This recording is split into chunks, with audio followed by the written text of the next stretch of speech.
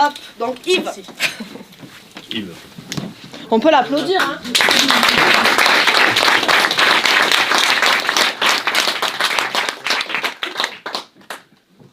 Colique néphrétique.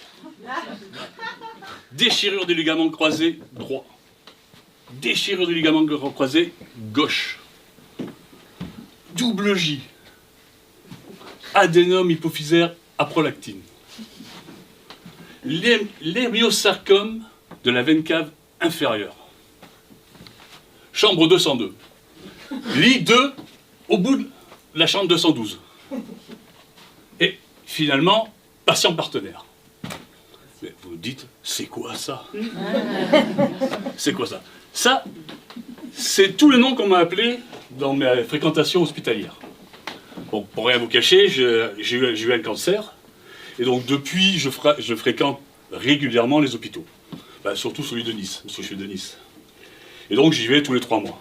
En gros, 3 mois pour faire ce qu'on appelle un PET scan, et après je vois l'oncologue. Et donc,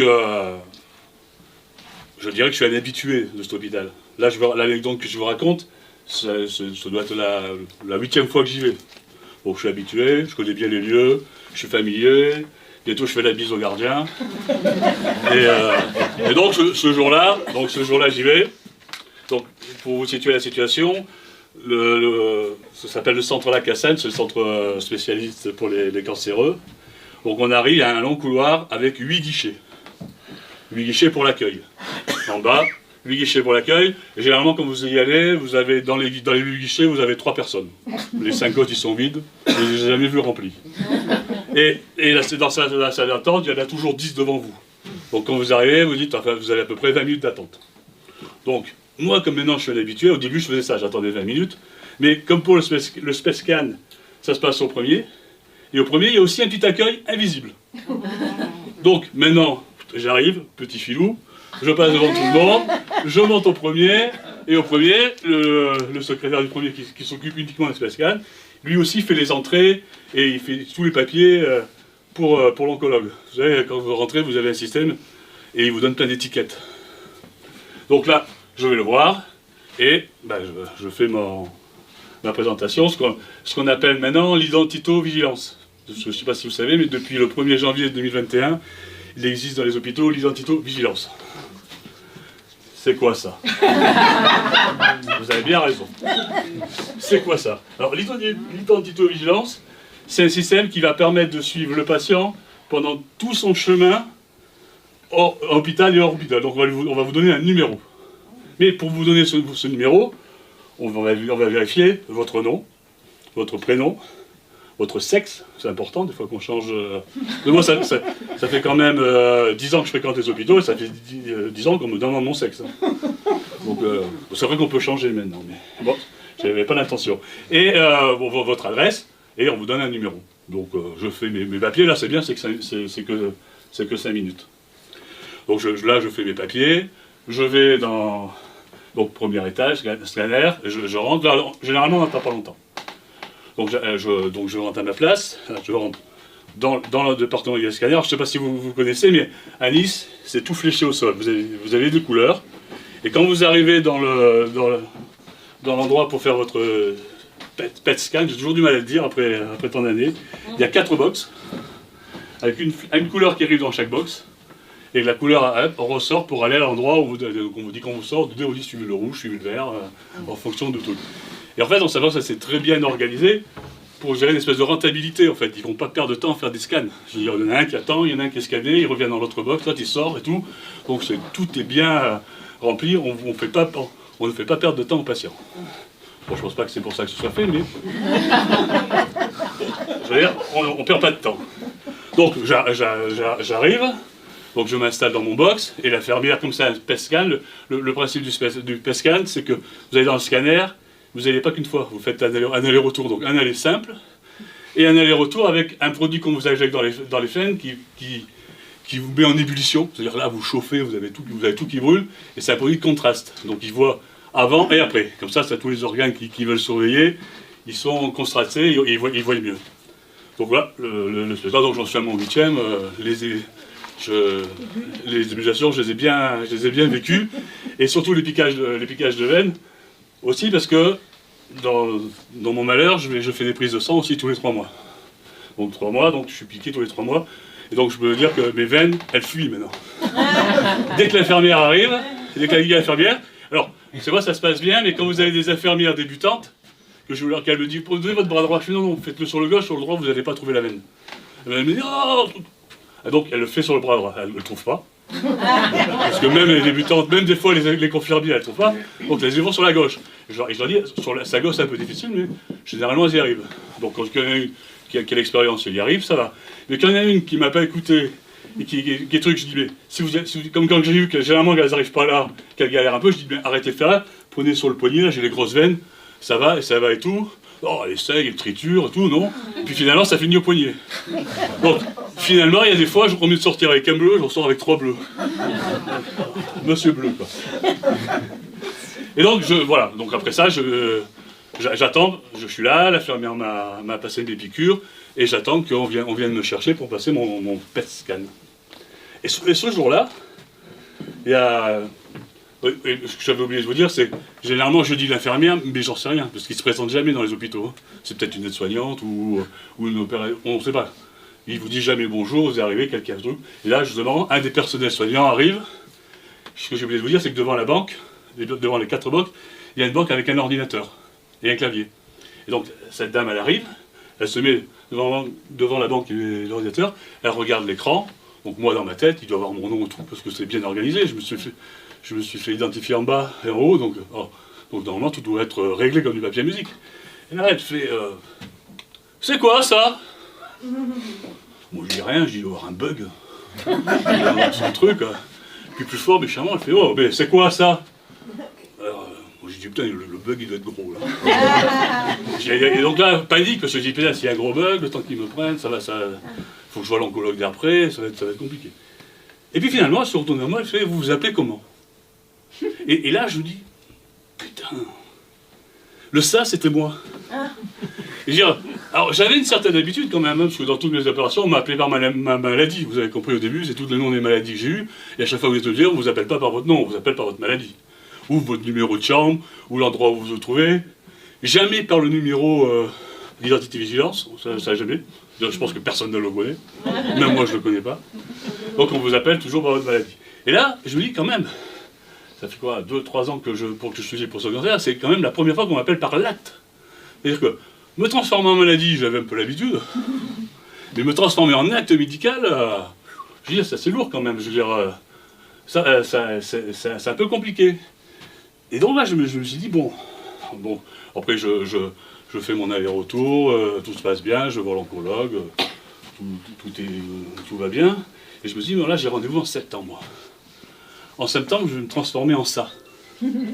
Donc je vais m'amuser un peu avec eux, et je vais être en ça. Donc j'arrive, bon, je suis en septembre, je ne sais pas si je vais le faire, mais ça me dérange un peu. Et donc quand je vais voir l'accueil, il va me dire bonjour, qui vous êtes? Ben, je suis le scanner de 12h45. Comment, qui vous êtes? Le scanner de 12h45. Vous ne trouvez pas? Essayez l'hémiosarcome de la veine cave inférieure. Ah, vous trouvez pas? Pourtant, c'est la dernière maladie, ça. Ah, vous voulez l'autre d'avant? Vous voulez l'adénome hypophysaire prolactine? Tapez. Avec les 3, peut-être vous allez me trouver. Bon. Après, j'ai une autre maladie, j'ai un syndrome métabolique qui est très courant. Hein, parce que les deux premières maladies que je citais, c'est 0,5% de la population. Donc on peut comprendre qu'ils ne trouvent pas, quoi. Hein. On doit être 2-3 en France. On peut les excuser, mais syndrome métabolique, tout le monde en a, quoi. Et non, il ne me trouve pas non plus. Donc peut-être qu'il va insister, et il va dire, mais monsieur, c'est l'identité de vigilance, vous pouvez me donner votre nom. Moi j'ai envie de lui dire, mais vous m'appelez jamais par mon nom. Hein, pourquoi voulez-vous que je le donne? Hein, appelez-moi scanner et tout, mais pas mon nom. Voilà. Et donc, vous demandez peut-être, l'identité de vigilance, vous dites, c'est quoi? Mais c'est quoi ce truc? Et c'est fait pour quoi surtout? Je prends ma petite fiche parce que effectivement, il y a une liste assez longue des raisons de ce que c'est que l'identitovigilance. L'identitovigilance, comme je vous l'ai dit, c'est pour qu'on nous suive pendant tout le parcours de soins. Mais surtout, quand vous regardez, il y a un truc qui est fabuleux, c'est les erreurs. Pourquoi ils ont fait l'étude d'erreur? Pour qu'ils ne commettent pas les erreurs. Et ils listent une liste d'erreurs. Et là c'est fabuleux. Première erreur, traitement mauvais des patients. C'est-à-dire que quand je suis bien identifié, ils peuvent bien me traiter. Si je suis mal identifié, peut-être je vais être un peu mal traité. Donc on a intérêt à identifiez-vous, hein, pour cette fois que vous allez à l'hôpital, faites bien vigilance. Hein. Intervention, ils peuvent se tromper d'intervention. C'est-à-dire que je peux aller me faire opérer du bras, un bras gauche, et ils peuvent m'opérer le bras gauche, par exemple. Si je ne suis pas identifié. Et à quel moment ils vont me demander qui je suis. Hein. Opération du mauvais côté. J'ai échappé belle. Hein. Ils m'ont enlevé le rein droit, ils auraient pu m'enlever le rein gauche. Et putain, j'aurais été mal là. Diagnostic du patient inversé. C'est-à-dire que vous êtes à l'hôpital, vous avez 2 lits. Peut-être qu'ils peuvent prendre le mec d'à côté, quoi. Si t'es pas identifié, ils peuvent se tromper. Voilà.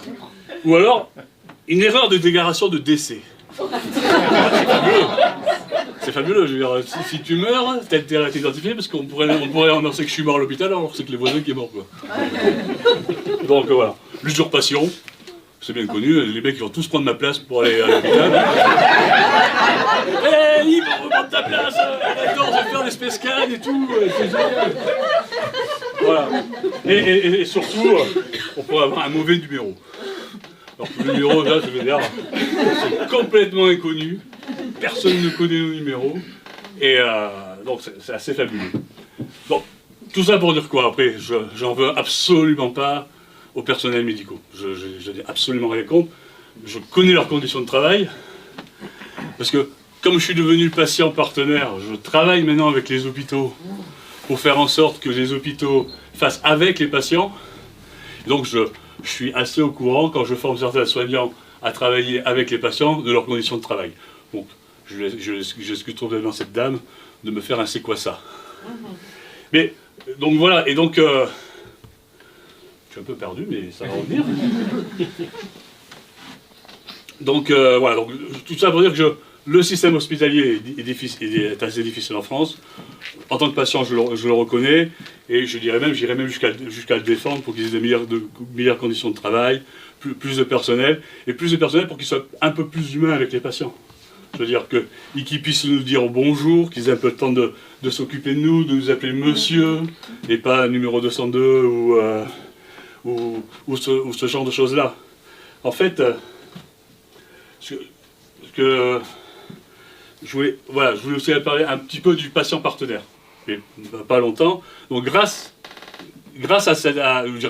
à cause de mes maladies, j'ai pu rebondir par rapport à ce parcours qui m'a fait devenir un patient qui puisse donner des cours et enseigner aux futurs médecins. Et ça, c'est quand même assez fabuleux que ce genre de programme existe en France.